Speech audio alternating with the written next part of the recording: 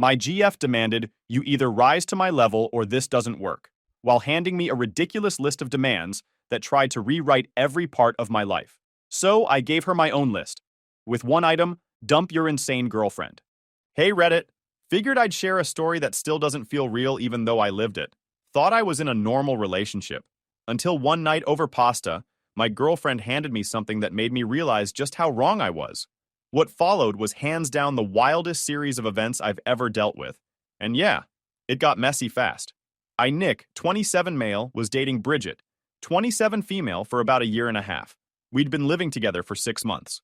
At first, things looked solid, but looking back, the signs were already there. She always had suggestions for me. Like if I wore my favorite hoodie, she'd wrinkle her nose and say, "You'd look more put together if you wore a button-up."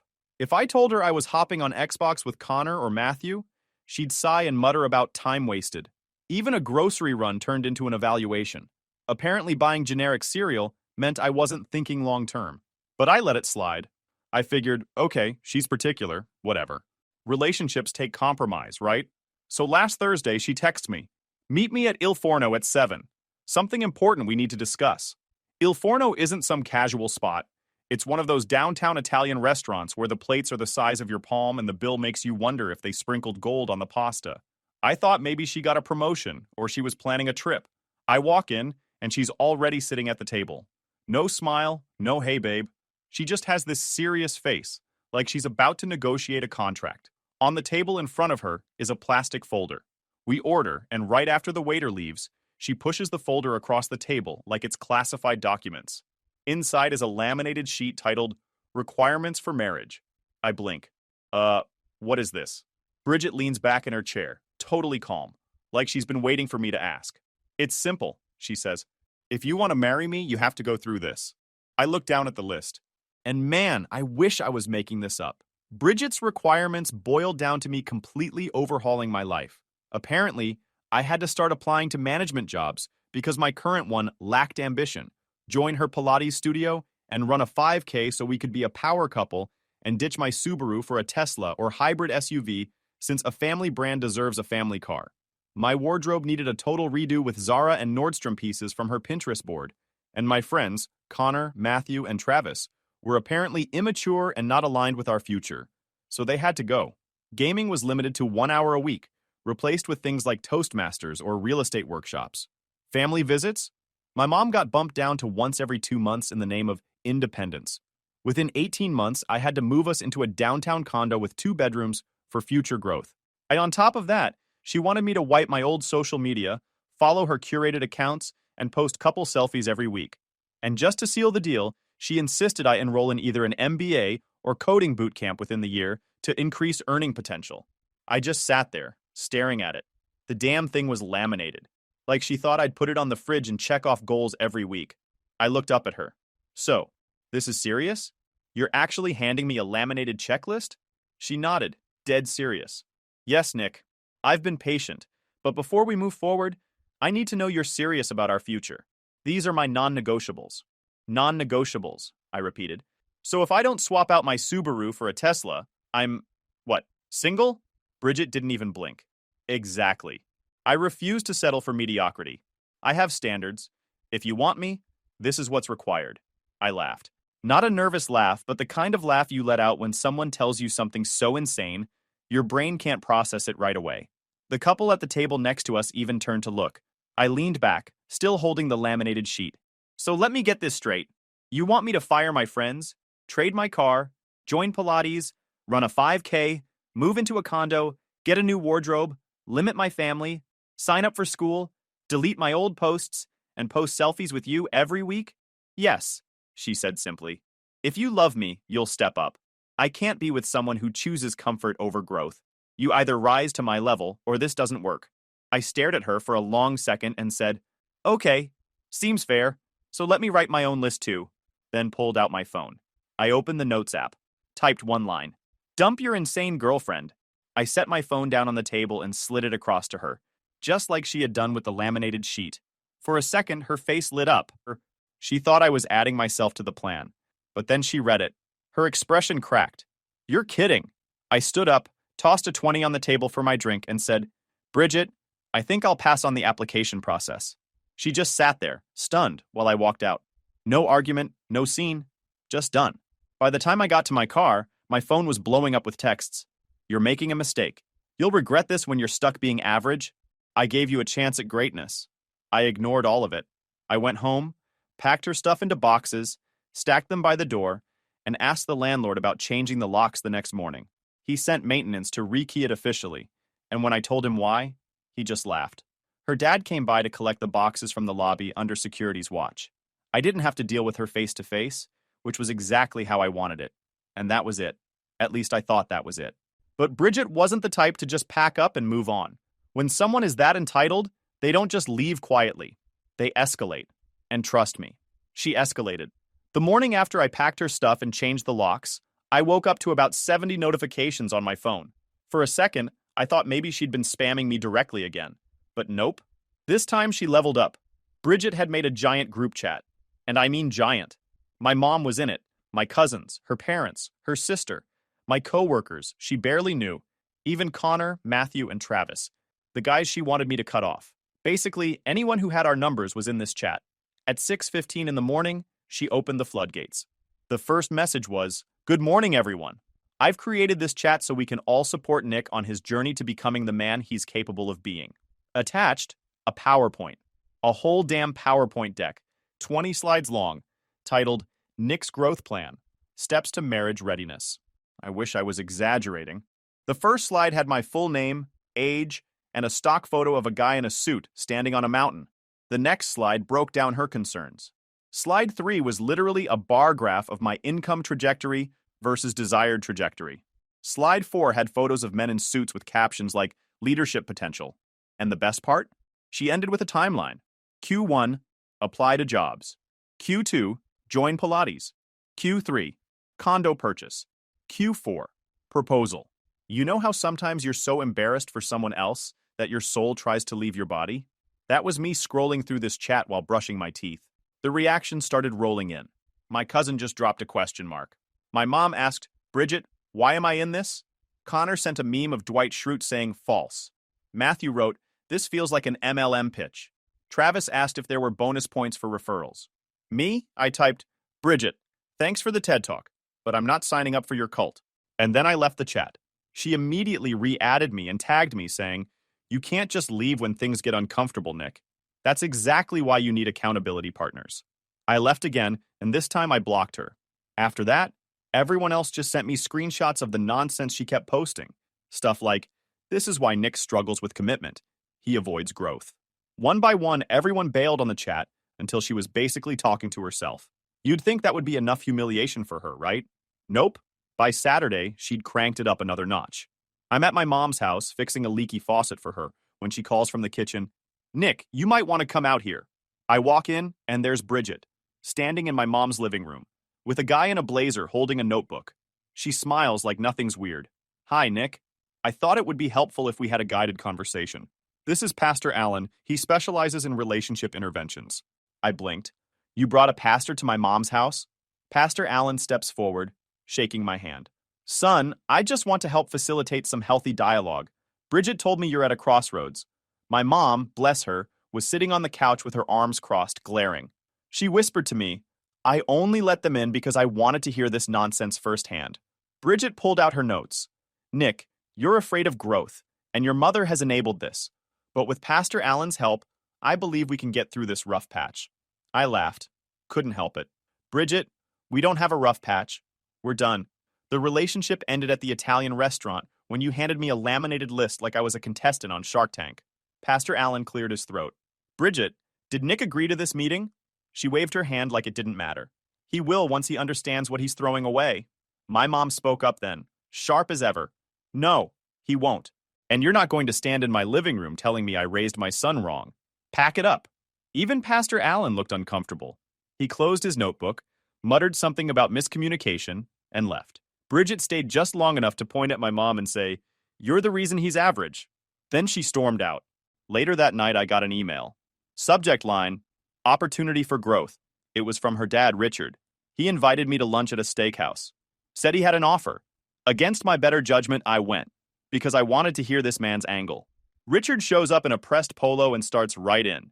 Look, Nick, Bridget's intense, but she just wants the best. So here's what I'm willing to do. Come work for my company. Junior manager, I'll guarantee you a salary bump, benefits, all the stability she's asking for. I stared at him. So basically, you're bribing me to stay with your daughter. He shrugged. Call it support. You're a decent guy, but you lack direction. This will fix that. I leaned back, smirked. Appreciate the offer, Richard, but I'm not running a Kickstarter campaign to earn the right to marry Bridget. I'm good. He looked shocked. You'd throw away my daughter over pride? No, I said, standing up. I'm throwing her away because she thinks a relationship is a PowerPoint presentation. I left him sitting there with his untouched steak. That was the moment I realized Bridget wasn't going to just fade into the background. She wasn't embarrassed. She wasn't ashamed. She genuinely believed she was right. And when people like that get rejected, they don't back off. They double down. And Bridget? She was just getting started. The group chat circus and the pastor stunt were apparently just her warm-up acts. A couple of days later, I get a text from Connor. Bro, you need to check YouTube right now. I click the link, and there she is. Bridget, sitting in front of a white wall with one of those decorative fake plants in the background, looking like she's about to announce a startup. The channel was called Upgrade Your Man with Bridget. The title of the first video? Why Settling for Average Men is Ruining Your Future. I clicked play and I swear I nearly choked on my coffee. She starts off all calm and collected saying, Ladies, if your man is comfortable being average, you need to set standards. High standards. Don't be afraid to demand growth. Then she launches into a whole monologue that was basically my laminated list, just repackaged as tips. Slide in graphics, upbeat background music, even a quote she definitely stole from Pinterest about excellence, not comfort. Halfway through, she goes, I spent 18 months trying to elevate someone who refused to rise to the occasion. He was satisfied with mediocrity, with video games, with hoodies. That's not a life partner. That's dead weight. She never said my name, but let's be real. Everyone who knew us knew exactly who she was talking about. And the comment section? Brutal. One guy wrote, Imagine thinking your boyfriend is a group project. Another, Sis, you're not his manager, you're supposed to be his girlfriend. Someone else dropped, This feels like a pyramid scheme but for relationships. She must have thought she'd inspire women to dump their average boyfriends. But instead, the internet roasted her alive. By the end of the day, dislikes outnumbered likes 10-1. Next morning, the video was gone. Then re-uploaded. Then gone again. Then back with comments disabled. Then finally, the entire channel disappeared. I figured that embarrassment would keep her quiet for a while. Wrong. The following week, I get called down to the leasing office. The property manager, Deb, looks tired but amused. She says, So Nick, we received a complaint from a Bridget? She claims she has tenancy rights here. I laughed. She's not on the lease. Never paid rent. She just moved her clothes in 6 months ago. Deb slides a form across the desk. It's a formal complaint, handwritten. Under duration of tenancy, Bridget wrote, 6 months physical, 12 months emotional, lifetime spiritual. I kid you not. She tried to claim spiritual tenancy. Deb shook her head. In 20 years here, I've seen divorces, fistfights, even a guy try to move a goat into his apartment. But spiritual tenancy? That's a new one. I asked what they plan to do. She said, We'll file it where it belongs, in the shredder. But if she comes by, call security. I thought that was the end of the housing drama. Nope. 2 days later, a delivery guy shows up with a package for me. I sign for it, open it, and inside is a folder labeled Evidence of Contribution. Bridget had photocopied receipts from candles, a throw pillow, and a rug she bought at Target. Each one had a sticky note attached. Shared purchase equals shared asset. I texted her one line. Bridget, you can keep the pillow. Then I blocked that number too. At this point, she was flailing. You could tell she was desperately trying to regain control of the narrative. She wanted to paint me as some lazy, unmotivated guy she heroically tried to fix. But every move she made just looked more unhinged. The people around me saw it too. Connor printed out screenshots of her YouTube comments and taped them to my fridge as art. Travis suggested I start a podcast called Average and Proud. Matthew's girlfriend said Bridget reminded her of a boss baby with a vision board. Even my mom, who usually tries to find the best in people, shook her head and said, That girl doesn't want a partner, she wants a puppet. And I was starting to realize she wasn't going to stop with social media posts and petty complaints. No, Bridget had the kind of personality that couldn't let go without making things worse for herself. Sure enough, the next phase was around the corner. And it wasn't just cringy YouTube videos or fake tenancy claims. It was personal. Bridget decided if she couldn't control me directly, she'd control the way the world saw me. And that's when she crossed into dangerous territory. I started getting calls from numbers I didn't recognize. At first, I ignored them, but after the fourth voicemail in a day, I finally listened. Hi, Nick. This is Susan from Bright Path Consulting. We got your application for a regional manager role. We'd love to schedule an interview. I sat there in my car, stunned. I hadn't applied for anything. My job was fine. I had no reason to suddenly be out here hunting for management positions. 2 hours later, another voicemail. Different company, same thing. Then an email popped up thanking me for my interest in an online MBA program and confirming they'd be in touch about financial aid options. That's when it hit me. Bridget. I dug through my email and found half a dozen auto-replies from job boards, all using the same info. My email, my number, my resume. She must have copied it off my laptop back when we lived together, because I sure as hell hadn't shared it with her. She'd been applying to jobs and schools as me. I scrolled through the applications. Every one of them had the same nonsense attached. Seeking leadership role, willing to relocate, eager to take on long hours to achieve excellence. It sounded exactly like her buzzwords. I wasn't even mad yet. I was impressed by the amount of time she must have wasted filling these out. But then I thought, what if one of these actually went through? What if a recruiter called my boss thinking I was trying to jump ship? That's not just annoying. That's career sabotage.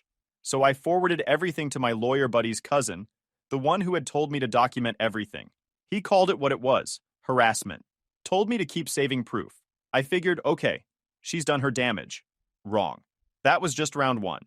Saturday morning, I'm eating breakfast when my phone buzzes. It's an Instagram DM from some woman I don't know. Hey! We matched on Tinder last night. You told me to message you here. I stared at it. Matched? I hadn't used Tinder in years. 2 minutes later, another DM. So are you really serious about finding a wife this year? That's refreshing, lol. Then another. When's good for our coffee date? You seemed so ambitious in chat. My brain short-circuited. I opened Tinder just to check. My old account wasn't even active, but one of the women sent me a screenshot. And there it was. My face, my name, my age, my city. Except the bio was not mine. It said, ambitious, driven, future homeowner. Looking for a serious partner to build an empire with. No time for games or mediocre mindsets. DM me on IG if you're ready for commitment. She had linked my actual Instagram. I sat back in my chair, stunned. She didn't just catfish me. She rerouted the traffic straight to my DMs. I messaged the girl back, hey, I have to be honest. That Tinder profile isn't me. That's my ex messing with me. She responded with laughing emojis. Are you serious? Your ex made you a Tinder profile and told women to slide into your DMs? That's... wow. And I said, yeah, I wish I was joking. I didn't write a single word of that bio. She replied, that explains why it read like a motivational poster. Meanwhile, the DMs kept rolling in. Women from the area were actually reaching out, thinking I was some super serious, ready to settle down guy. One even wrote, finally, a man who knows what he wants. I just screenshot everything and dumped it into my growing folder of Bridget evidence. That's when the frustration really set in. This wasn't just embarrassing. It was dangerous. Fake job apps? Fake dating profiles? She was setting me up to look shady to my boss, untrustworthy to women, and unstable to everyone else. All because I refused to play by her laminated checklist. Connor came over later that night, saw me scrolling through DMs, and asked, dude, why do you suddenly have 20 women in your inbox? I told him, and he laughed so hard he fell off the couch. She turned you into her marketing campaign. Yeah, I said, except the product is fake. He leaned over and saw the Tinder bio screenshot. Bro, she made you sound like you're auditioning for Shark Tank, but for marriage.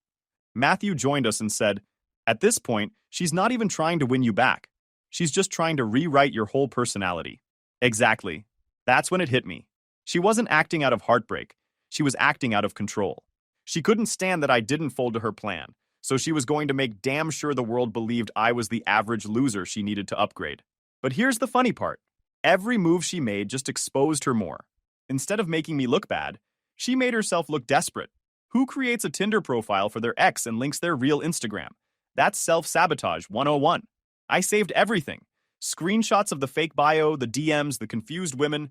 Every new stunt she pulled went into my Bridget evidence folder. Because by now, I knew where this was headed. Bridget wasn't slowing down. She wasn't embarrassed. She was gearing up for her next move, and it was about to get even messier. One evening, I came home from work and saw my mom's car parked outside my apartment. She likes to swing by sometimes and drop off home-cooked meals. I walked in, and she was already in my kitchen unloading containers of lasagna and soup like she was restocking a pantry. As we're talking, I check the mail pile on the counter. Mixed in with the usual bills and junk is an envelope with Bridget's handwriting. My mom noticed too. She gave me this look like, "You gonna open that or should we burn it first?" I tore it open, and sure enough, it was a damn invoice. At the top, bold letters. Outstanding balance, $8,742. Relationship coaching and consulting services. Then she had the nerve to itemize it, like I'd hired her as my personal life consultant. Relationship coaching and life improvement consulting. $3,600 personal styling services. $1. 200 career counseling and MBA research. $500 meal planning and nutrition guidance. $900. Social circle optimization. $400. Interior design consultation. $1,160. Future planning and goal setting. $982. And at the bottom, payment due within 30 days. Failure to pay will result in legal action. I couldn't help but laugh. Mom, she's literally billing me for dating her. Mom leaned over to read and almost dropped the Tupperware she was holding. She burst out laughing. She invoiced you for social circle optimization? What does that even mean? She didn't like Corey's jokes. I shook my head. Guess she thinks I signed up for the premium boyfriend plan. Mom wiped her eyes from laughing so hard. If she sends me one of these, I'm charging her $300 an hour for wasting my time. Minimum 4-hour block. I folded it neatly and slid it into my growing Bridget evidence folder.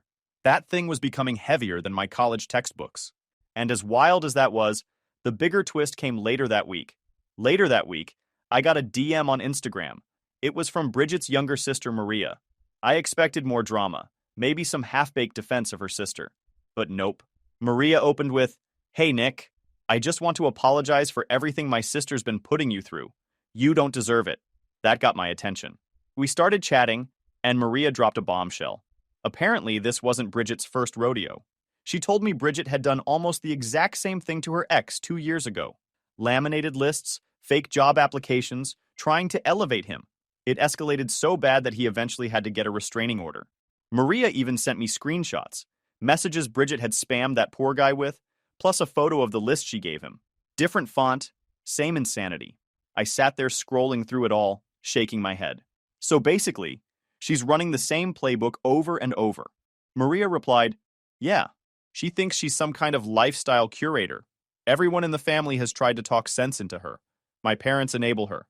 I just want you to know you're not the first, and you're not crazy. She's done this before." I didn't even know what to say. On one hand, it was a relief, proof that Bridget wasn't my problem alone. On the other hand, it meant she had a pattern, and patterns don't just disappear. So I called the lawyer. I explained everything. Laminated list, group chat PowerPoint, pastor intervention, fake job apps, fake Tinder, Instagram DMs, and now this ridiculous invoice. He didn't even try to hide his reaction. He started laughing so hard he had to mute himself on the phone.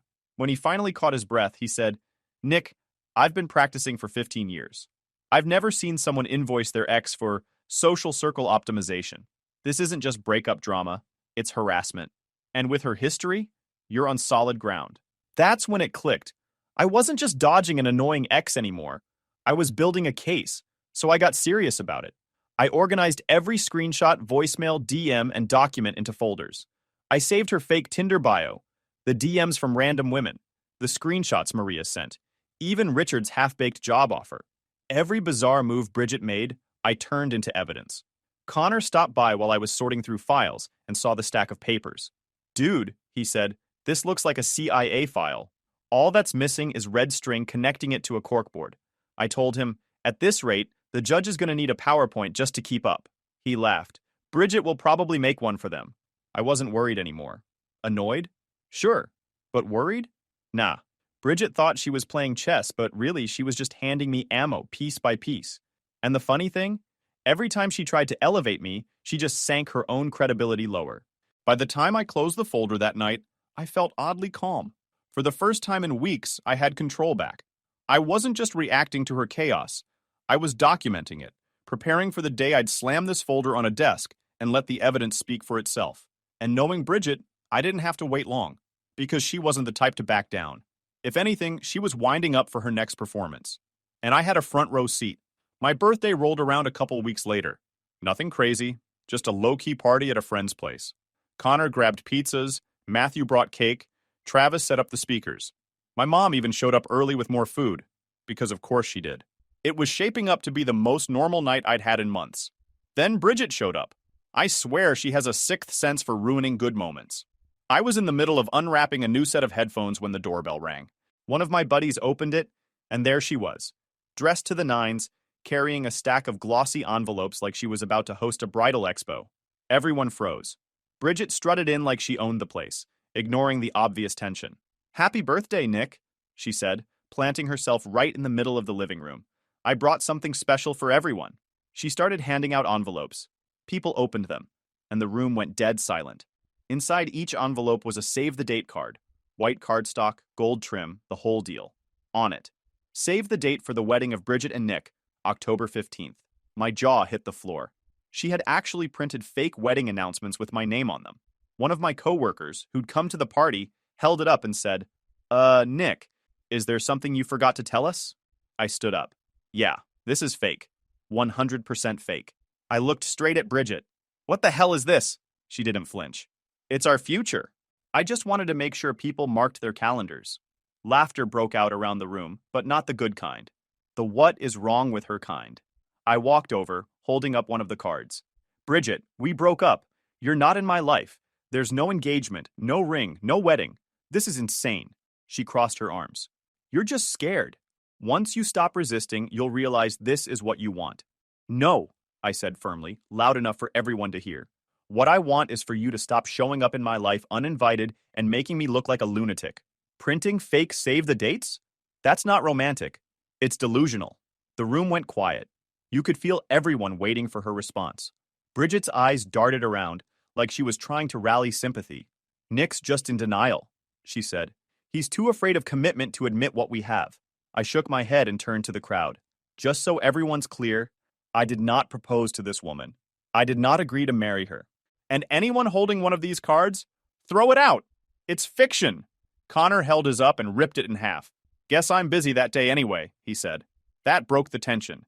People laughed, and suddenly Bridget didn't have the upper hand anymore. Her face went red. She tried to keep control, but it was slipping. "You're embarrassing yourself, Nick. Why do you think I created a plan for you? Why do you think I keep fighting for us?" "Because," I said, stepping closer, "you don't actually want a partner. You want a project, and I'm not signing up to be your personal improvement plan. Not now, not ever." The whole room erupted with oofs and chuckles. Someone even clapped. Bridget's last-ditch move was to grab the mic from the karaoke machine and start giving a speech. "True love conquers obstacles," she said, voice shaking. "And I know deep down, Nick loves me." Connor cut her mic. The room burst into laughter again. That's when my mom, who had been watching quietly this whole time, stood up. "Bridget, enough. You're not part of this family. You're not invited here. Take your fake invitations and go before I call security."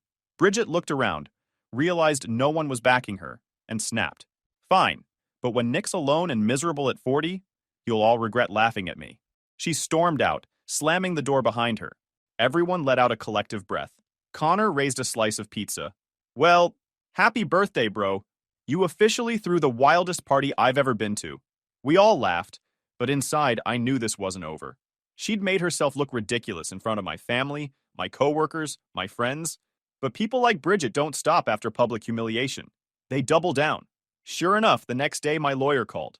He'd received a letter from Bridget's attorney, an actual counter letter demanding compensation for breach of implied contract to improve himself, repayment for invested time and emotional labor, and a public apology for defamation. When my lawyer read it out loud, he laughed so hard he had to put me on hold. Bridget had gone full legal fantasy mode. And me? I was ready. Because every stunt she pulled just stacked my evidence higher. The birthday crash, the fake save the dates, the bogus claims, it all went into the folder. And I had no doubt that the next time we saw each other, it wouldn't be at a party. It would be in front of a judge. My lawyer filed for a restraining order, and within weeks we were standing in court. I'll be honest. I thought maybe Bridget would back out once it got to this point, Wrong again. She showed up in full business attire, arms loaded with binders like she was about to pitch Shark Tank. Her dad, Richard, trailed behind, red-faced and avoiding eye contact. When the judge called our case, Bridget jumped right in. She claimed we had an implied contract to marry, that she'd invested thousands of dollars worth of time and emotional labor, and that I had defamed her by telling people the truth. The judge raised an eyebrow. Ms. Collins, you're saying he owes you money for dating you? She nodded firmly. Yes, Your Honor. I provided coaching, career counseling, styling, even interior design. I elevated him. The judge sighed and turned to me. Mr. Parker, do you have documentation of what you've experienced? That's when my lawyer slid the thick evidence folder onto the desk with a satisfying thud. Inside, the laminated list, screenshots of the PowerPoint in the group chat, the Tinder profile DMs, Maria's messages, the invoice, the save the date cards, and statements from friends and my mom. The judge flipped through a few pages, his face getting more and more incredulous. He finally set it down and looked at Bridget. You handed this man a laminated list of requirements to marry you. Bridget sat up straighter. Yes, standards are important. The judge shook his head. And then you created fake dating profiles, fake job applications, an invoice, and distributed wedding invitations for an engagement that never happened? Bridget opened her mouth, but the judge cut her off. That's not normal behavior, Ms. Collins. That's harassment. Richard tried to step in. Your Honor, my daughter just wants the best for... The judge held up his hand. Sir, unless you're her attorney, sit down. The courtroom snickered. When it came time for his decision, the judge didn't waste words. Restraining order granted. 2 years, 500 feet minimum.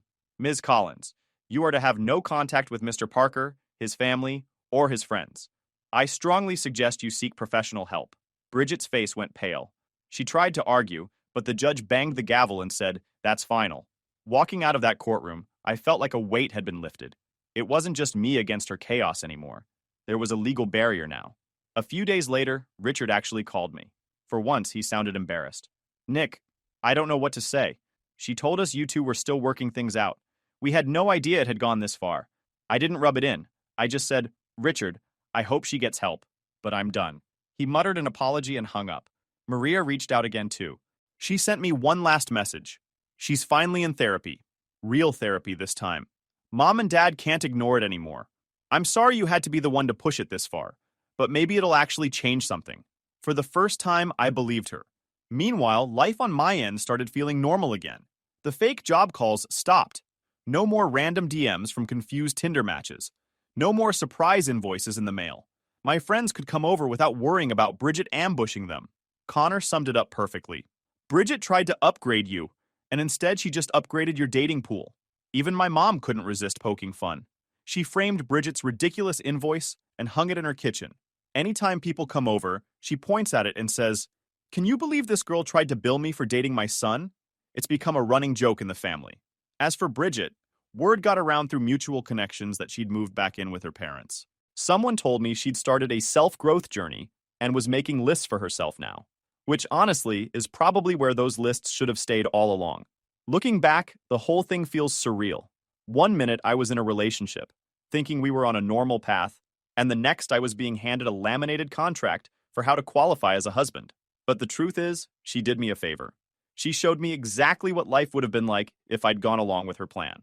Every decision micromanaged, every hobby controlled, every friendship cut down until I was just a project she could brag about. And that wasn't ever going to be me. So now, I play games with my friends whenever I want. I wear hoodies if I feel like it. I drive my Subaru and don't care if it's not a Tesla. I see my mom whenever I damn well please. Bridget thought love was about building a resume. I know better now. It's about actually liking the person you're with. No lists, no contracts, no presentations required.